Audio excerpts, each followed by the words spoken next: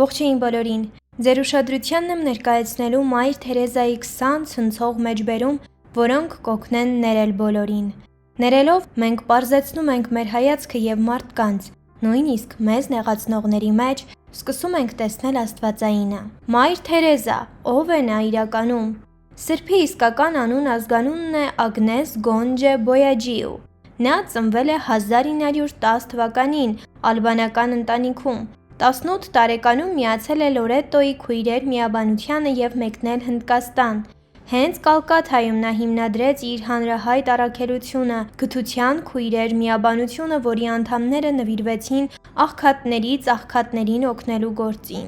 Մայր Թերեզայի մոտեցման եզակիությունն այն էր, որ նա յուրաքանչյուր կարիքավոր մարդու մեջ տեսնում էր Քրիստոսին իր ամենատանջալից կերպարանքով։ Նրա միանձնուհիները փողոցներից հավաքում էին մահամերձներին, նրանց հնարավորություն տալով արժանապատվորեն հեռանալ կյանքից և հոգ տանում բորոտների ու լքված երեխաների մասին։ Չնայած համաշխարհային ճանաչմանը, Մայր Թերեզան երկար տարիներ ապրել է հոգևոր խավարի մեջ, զգալով աստվածային լքվածություն։ Սա նրա կերպարն էլ ավելի մարդկային է դարձնում և ցույց տալիս, որ նույնիսկ մեծ սրբերն են կասկածներ ունեցել։ Ներման արվեստը ըստ Մայր Թերեզայի։ Մայր Թերեզան հատուկ ուշադրություն էր դարձնում ներելու արվեստին։ Նա համոզված էր, որ ներելու անկարողությունը թունավորում է հոգին և խանգարում բարիք գործելուն։ Ահա նրա խոր իմաստ մտքերից մի քանիսը ներկայացնում եմ ձեր ուշադրությանը։ Ներումը մեկանգամյա արարք չէ, այլ հոգու մշտական վիճակ։ Եթե ուզում ենք իսկապես սիրել, պետք է սովորենք ներել նորից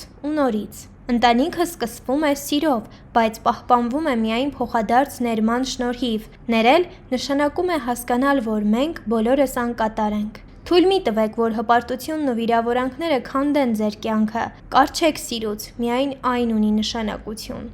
Հավերժության դատաստանին կարևոր են ոչ թե թվերն ու ձեռքբերումները, այլ այն սերը, որը կարողացել եք ներդնել մեր գործերի մեջ։ Նույնիսկ սիրով մատուցված մի բաժակ ջուրը հավերժական արժեք ունի։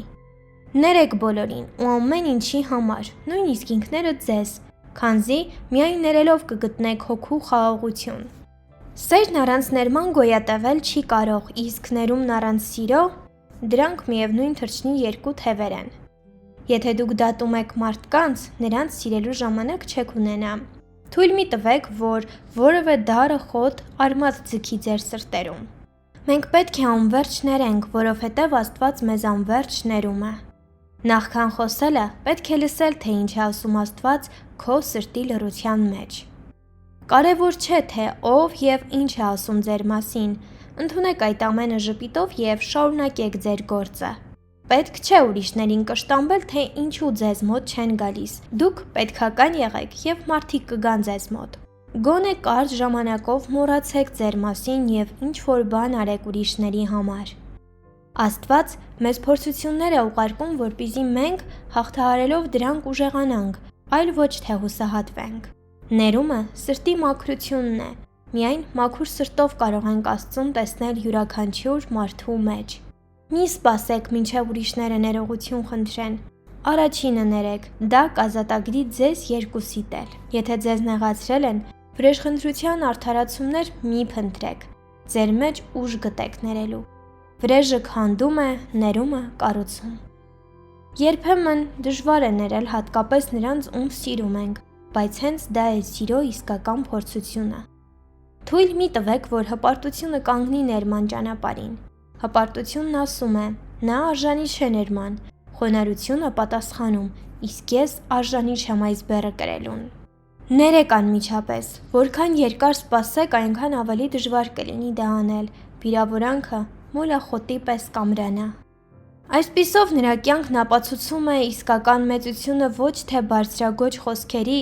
այլ ողորմության, համեստ, ամենօրյա գործերի մեջ է։ Միգուցե հաջորդ անգամ ինչ է Մայր Թերեզան էս արտահայտությունը լսելիս այն պետք է ընկալել ոչ թե որպես հեգնանք, այլ որպես հաճախոսություն և ավելի մեծ կարեկցանք դրսևորելու ու ներելու կոչ։ Դե ինչ շնորհակալություն ուշադրության համար, առաջարկում եմ միանալ իմ YouTube անելիքի, ներկայացնում եմ միայն հետաքրքիր տեսանյութեր, իսկ դուք մեկնաբանություններ բաժնում գրեք ներելու մասին խորիմաստ մտքեր։ Մինչ նոր հանդիպում։